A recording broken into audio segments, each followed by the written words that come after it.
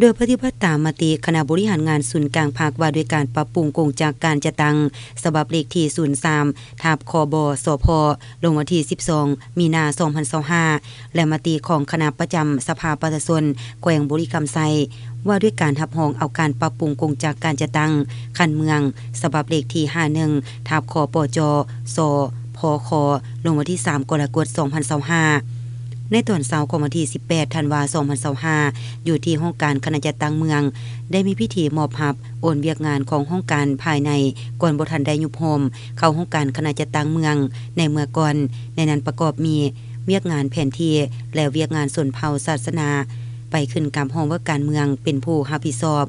โดยเป็นเกียรติเข้าร่วมเป็นประธานของท่านกองศรีไสยวงศ์รองเลขาพรรคเมืองหัวหน้าคณะจัดตั้งเมืองผู้สินำเวียกงานพรรคพนักงานองค์การจัดตั้งมหาชน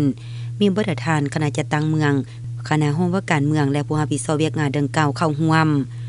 ในวาระของพิธีทานไม้ปั่นใส่สมบัติคณะจัดตั้งเมืองได้ขึ้นพันเนื้อในบทบันทึกมอบโอนเวียกงานแผนที่และเวียกงานศาสนาส่วนเผ่าให้ห้องว่าการเมืองใส่จำพรเป็นผู้รับผิดชอบเคลื่อนไหวติดตามสิทธิพระบทบาทหน้าที่